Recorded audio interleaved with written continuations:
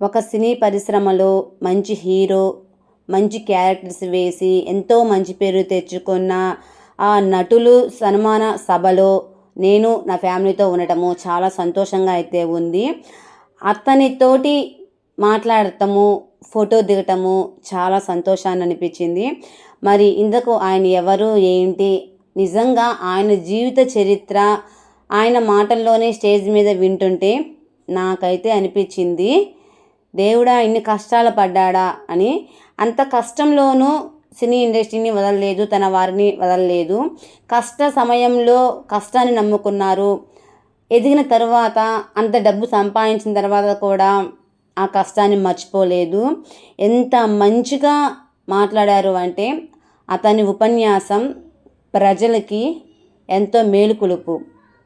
ఇదంతా ఎందుకు చెప్తున్నాను అంటే నా కళ్ళతోటి నేను ఆ సభలో ఆయన సత్కారంతో పాటు ఆయన కష్టాలు, నష్టాలు, బాధలు, కన్నీళ్ళు, కడగండ్లు, ఆయన చిన్నతనం నుంచి ఎక్కడ పెరిగారు ఏంటి అనేది ఆయన మాటలు నేను విన్నాను. కాబట్టి ఆయన మాట్లాడిన మాటల్లో నాకు బాధ కూడా కలిగింది. ఇంతకు ఆ నటులు ఎవరు ఏంటనేది ఈ వీడియోలో మీతో నేను షేర్ చేసుకుంటాను. అతనితో సెల్ఫీ దిగడం కూడా చాలా సంతోషంగా ఉంది. సో ఇంతకు ఆ వ్యక్తి ఎవరు అంటే ప్రముఖ అల్లు అర్జున్ గారు కూడా తెలుసా మీకు? అల్లు అర్జున్ గారి సినిమాలో ఉన్నారు. రామ్ చరణ్ ఐడియా ఉందా? రామ్ చరణ్ గారి సినిమాలో కూడా మంచి మంచి క్యారెక్టర్స్గా చేశారు. అంతేకాకుండా మహేష్ బాబు మూవీలో ఆ సాంగ్ ఉంది కదా, అది శ్రీలీల గారితోటి మా మడత పెడితే ఏదో సాంగ్ ఉంది, ఆ సాంగ్లో కూడా ఉన్నారనమాట. సో ఇంతకు మీకు ఎవరు అనేది అర్థమైపోయి ఉంటుంది. యాక్చువల్లీ ఇక్కడ జరుగుతున్న సన్మానం చేసేది ఎవరు అంటే కుర్రా ప్రసాద్, మా మేనమామ. మా మేనమామ ఇన్విటేషన్ ఇస్తే నేను కూడా వెళ్ళడం జరిగింది, నేను నా ఫ్యామిలీ. ఈ సంవత్సరమే కాదు, ప్రతి సంవత్సరము ఆయన కొన్ని మా అమ్మమ్మ గారి పేరుతోటి పురస్కారాలు ఇస్తూ ఉంటారు. ఈ సంవత్సరము ఈ గొప్ప పురస్కారము సాధించుకుంది ఎవరు అంటే ఆ సత్కారం చేయించడానికి అర్హులుగా ఉన్నది ఎవరు అంటే చెప్తాను కదా. సో ఈ ప్రోగ్రామ్కి చాలామంది ప్రముఖులు అయితే రావడం జరిగింది. ఫస్ట్ ఆఫ్ ఆల్ ఆయన చూడగానే నాకైతే రియల్గా చూస్తున్నానా అనిపించింది. ఇంకోటి, స్టేజ్ మీద ఆయన పుట్టినప్పటి నుంచి ఆయన ఒంగోలులో పుట్టి పెరిగి తర్వాత వేటపాలెంలో ఉండి నివాసం చేసి పెళ్ళంతా అక్కడ జరిగి చాలా మంచిగా అయితే ఆయన జీవితం గడిపారు.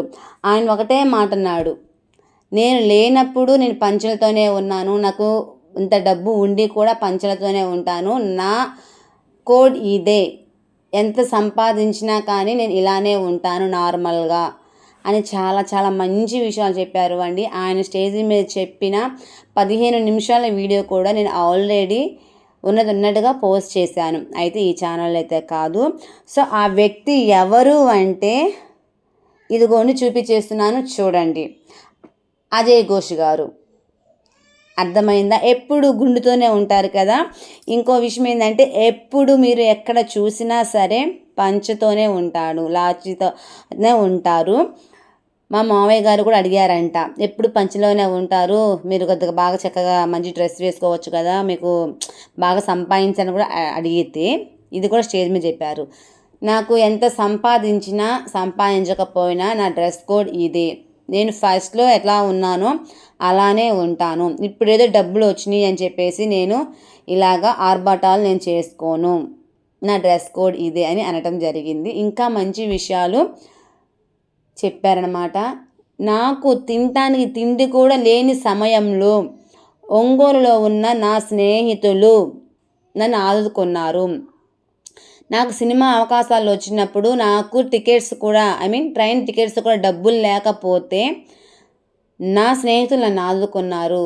నా ఫ్యామిలీని నన్ను ఆదుకున్న వాళ్ళు ఎవరు అంటే వేటపాలెంలో ఉన్నవాళ్ళు, ఒంగోలులో ఉన్నవాళ్ళు నాకు అత్యంత ప్రియులు అని చెప్పుకుంటూ వచ్చారు అండి.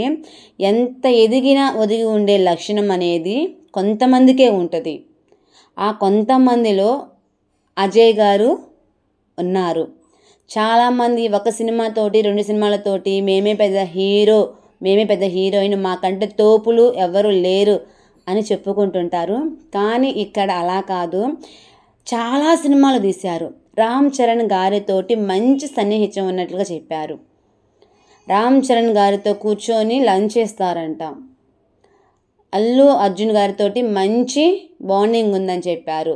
నాకు చాలా మందితోటి అంత బాండింగ్ ఉండి కూడా ఏ రోజు నేను వారితో ఎక్కువగా మాట్లాడతాం కానీ ఏది లేదు. వాళ్ళు తినే ఫుడ్ నాకు పెట్టారు, వాళ్ళతో సమానంగా నన్ను ట్రీట్ చేసేలాగా చేశారు అని కూడా చెప్పారు అండి.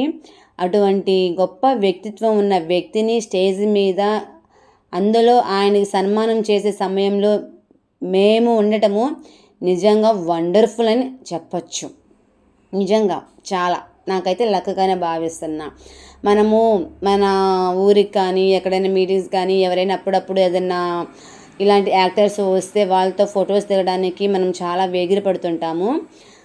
వాళ్ళు ఏంటంటే కొద్దిగా బిల్డప్ ఇచ్చుకుంటుంటారు. కానీ ఇక్కడ ఇంకోటి ఏంటంటే ఏ మీటింగ్లో కానీ ఎవరైనా కానీ ఉన్నది ఉన్నట్లుగా వ్యక్తిత్వం గురించి చెప్పుకోరు, ఎక్కువ చేసి తెప్పుకుంటారు.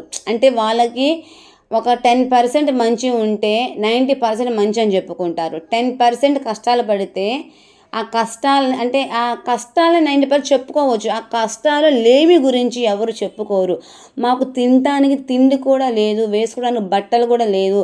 ఆయన ఒక్కటే మాట చెప్పాడండి, నేను చినిగిపోయిన లుంగీలో తిరిగాను, చెడ్డీ లేకుండా తిరిగాను నేను కొన్ని సందర్భాల్లో అని కూడా చెప్పారు. అంత దమ్ము ధైర్యంగా దర్జాగా అటువంటి విషయాలు ఎవరైనా చెబుతారా? ఎవ్వరు చెప్పరు. కానీ ఇతనిలో మాత్రము దమ్ము ధైర్యంతో పాటు నీతి నిజాయితీ నేను చూశాను. అందుకనేనండి అటువంటి వాళ్ళు ఉపన్యాసం ఇచ్చినప్పుడు మనం వింటే మన జీవితాల్లో కూడా ఎక్కడో ఒక మూల ఒక ఇన్స్పిరేషన్ అనేది ఉంటుంది. నాకైతే అలా అనిపించింది. సో అజయ్ ఘోష్ గారికి సన్మానం చేసేటప్పుడు ఇలాగా వీడియో అయితే తీసుకున్నాను. మంచిగా బ్యాక్గ్రౌండ్ సాంగ్ అయితే చాలా బాగుంది. గంధము పూయర సాంగ్ ఉంది కదా, ఆ సాంగ్ తోటి ఆయనకి గంధము పూసి పసుపు పూసి తరువాత శాల్వాలతోటి తర్వాత వచ్చేసి పెద్ద దండతోటి అలంకరించడము చాలా హ్యాపీగా అనిపించింది. ఆయనతో మాట్లాడటము హ్యాపీగా అనిపించింది. అయితే స్టేజ్ మీద చాలా క్లమ్జీ అయిపోయింది. అందరూ ఒకసారిగా ఆయన మీద ఫోటోకి అయితే బాగా ఏమంటారు పరుగు పెట్టి వెళ్ళిపోవటము, ఆయన కాస్త ఉకిరి బికిరి చేశారు. అంతకుముందే మా బాబాయ్ గారు ఫోటోగ్రాఫర్ కాబట్టి, ఇది మా ప్రోగ్రాం కాబట్టి అంతకుముందే నేనైతే ఫోటో దిగడం జరిగింది. ఆ ఫోటో కూడా ఇక్కడ మెన్షన్ చేయట్లేదు, ఎందుకంటే ఆ ఫోటోని నేను షార్ట్గా తీసుకుందాము అని. సో ఇంటికైతే వచ్చేసాను. ఇంటికి వచ్చి ఒక వీడియో చేద్దామని ట్రై చేస్తున్నాను, నా పిల్లోడు చేయనీయలేదు. సో ఫ్రెండ్స్, అది అండి, ఎంత ఎదిగినా కానీ వదుకొనడము మంచి లక్షణము. ఈ వీడియో నచ్చితే ఖచ్చితంగా లైక్ చేయండి, షేర్ చేయండి, కామెంట్ చేయండి.